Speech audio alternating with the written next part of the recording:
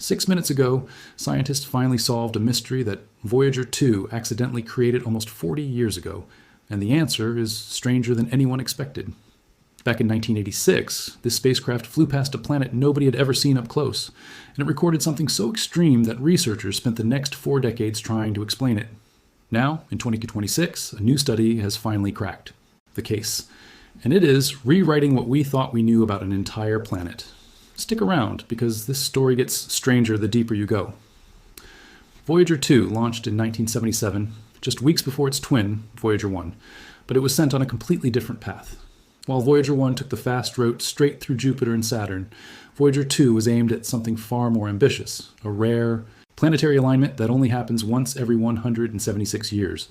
That alignment allowed a single spacecraft to swing past Jupiter, Saturn, Uranus, and Neptune, using each planet's gravity to slingshot toward the next. To this day, Voyager 2 remains the only spacecraft in human history to have visited all 4 giant planets in our solar system. By the time Voyager 2 reached Uranus in January of 1986, it had already spent nearly 9 years in deep space, and it was about to fly through a region of the solar system that had never been explored up close before. Uranus is a strange, tilted world, spinning almost completely on its side, and scientists knew almost nothing about its magnetic environment going into the flyby. What Voyager 2 found immediately confused everyone back on Earth. The spacecraft's instruments detected an electron radiation belt around Uranus that was far more intense than anything scientists had predicted. Based on comparisons with other planets, researchers expected Uranus to have weak, unremarkable radiation levels. Instead, the belts were supercharged, packed with high-energy particles that simply should not have been there according to every model scientists had built at the time. For almost 40 years, nobody could fully explain why. Some researchers wondered if the readings were simply a fluke, a strange one-time anomaly with no larger explanation. Others suspected something deeper about the physics of Uranus itself might be responsible, something tied to its bizarre, sideways magnetic field, which is tilted almost 60 degrees away from the planet's own rotation axis, unlike anything else observed in the EU solar system. The mystery sat unresolved for decades, filed away as one of the more puzzling results from the entire Voyager mission, waiting for someone with new tools and new data to take another look. Part of what made the puzzle so difficult to solve is that scientists only had a single data point to work with. Every other planet with a well-studied radiation belt, including Earth, Jupiter, and Saturn, has been observed repeatedly over decades by multiple spacecraft and ground-based instruments. Uranus, by contrast, has only ever been visited once, for a matter of hours, during a single flyby in January of 1986. Researchers had no way to know whether what they measured that day was typical or wildly unusual, because there was nothing else to compare it against. That moment finally came in early 2026. Researchers at the Southwest Research Institute went back through the original Voyager 2 data and compared it against something scientists simply did not have access to back in 1986, decades of detailed observations of Earth's own radiation belts. What they found changed everything. The new analysis suggests Voyager 2 did not just happen to catch Uranus on a random day. It may have flown directly through a rare and violent space weather event, essentially catching the planet in the middle of a cosmic storm. According to this new research, a structure in the solar wind known as a co-rotating interaction region was likely sweeping through the Uranian system at the exact moment Voyager 2 flew past. These interaction regions form when faster streams of solar wind slam into slower ones ahead of them, compressing the plasma and generating powerful waves of energy. Near Earth, similar events have been shown to dramatically boost the intensity of our own radiation belts, sometimes within a matter of hours. For a long time, scientists believed these high-frequency waves would do the opposite of what they actually do, scattering energetic electrons and causing them to fall harmlessly into a planet's atmosphere. More recent research, however, has shown that under the right conditions, those same waves can accelerate electrons instead, injecting even more energy into a planet's radiation belts rather than draining it away. If a similar mechanism was active at Uranus during the Voyager 2 flyby, it would explain the shockingly high radiation levels the spacecraft recorded that day. If you are enjoying this story about a nearly 40-year-old space mystery finally getting solved, take a second to hit that like button, because it genuinely helps this channel keep bringing you deep dives like this one. What makes this discovery so significant is not just that it solves an old puzzle, it fundamentally changes how scientists think about Uranus going forward. For decades, researchers assumed the intense radiation levels Voyager 2 detected represented Uranus's normal, everyday environment. If this new explanation is correct, that assumption was wrong the entire time. Voyager 2 may have simply gotten unlucky, or perhaps lucky, depending on how you look at it, catching the planet during one of its rare violent moments rather than its typical calm state. This matters enormously because Uranus remains the only ice giant in our solar system that has ever been visited by a spacecraft up close alongside Neptune, and it has never been visited again since that single flyby in 1986. Every model scientists have built about the planet's magnetic environment, radiation belts, and space weather has been based almost entirely on data collected during those few hours in January of 1986. If that snapshot happened to catch an unusual storm rather than a typical day, it means our entire understanding of the planet may need to be reconsidered. Researchers involved in the new study have been direct about what this means for the future. If Uranus is capable of producing such dramatic space weather events, it strengthens the case for sending a dedicated mission back to the planet, one equipped with modern instruments that could observe these storms directly rather than relying on a single, decades-old flyby. NASA and other space agencies have already discussed the possibility of an Uranus orbiter in the coming years, and discoveries like this one only add urgency to that conversation. But the story of Voyager 2 is about far more than just Uranus. 3 years after that flyby, in August of 1989, the spacecraft reached Neptune, becoming the only human-made object to ever visit the solar system's outermost planet up close. There, it discovered a massive, swirling storm system known as the Great Dark Spot, a hurricane-like feature roughly the size of Earth itself, tearing through Neptune's deep blue atmosphere. It also revealed that Neptune's moon Triton had active geysers, spewing nitrogen gas and dark material miles into the thin atmosphere, making Triton one of the only moons in the solar system confirmed to have ongoing geological activity at the time. Voyager 2 also discovered new moons at both Uranus and Neptune that nobody knew existed before its arrival. At Uranus, it found 10 previously unseen moons hidden in the planet's dim, distant orbit. At Neptune, it discovered rings that had never been confirmed to exist, along with several new moons, including Naiad and Thalassa. Each of these discoveries rewrote sections of astronomy textbooks almost overnight, all captured by a spacecraft that was never guaranteed to make it that far in the first place.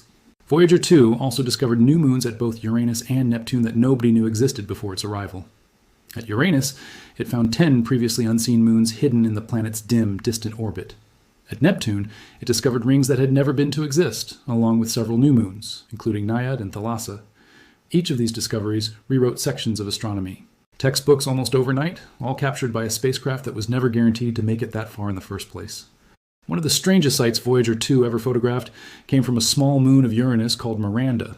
Scientists expected a fairly ordinary cratered little world, but instead they found a moon covered in enormous cliffs, twisted canyons, and jumbled patches of terrain that looked like they had been stitched together from completely different worlds.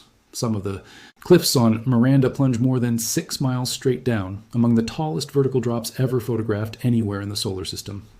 Scientists still debate exactly what violent history could have produced such a chaotic, fractured surface on such a small moon. None of this would have been possible without the rare planetary alignment that made Voyager 2's entire journey feasible in the first place. Engineers at NASA's Jet Propulsion Laboratory had realized years earlier that Jupiter, Saturn, Uranus, and Neptune would briefly line up in a way that allowed a single spacecraft to use each planet's gravity as a slingshot toward the next one, cutting what would normally be a 30-year journey down to about 12. This concept became known as the Grand Tour, and Voyager 2 remains the only spacecraft ever built to actually complete it, a feat that will not be geometrically possible again for well over a century. Communicating with a spacecraft this far away is its own extraordinary challenge. Every command sent to Voyager 2 has to be picked. Up by one of NASA's massive Deep Space Network antennas, dishes over 200 feet wide positioned in California, Spain, and Australia, so that at least one is always facing the spacecraft as Earth rotates. By the time Voyager 2's signal actually reaches one of those dishes, it is weakened to a whisper, a fraction of a billionth of a watt spread across a receiver on the other side of the solar system.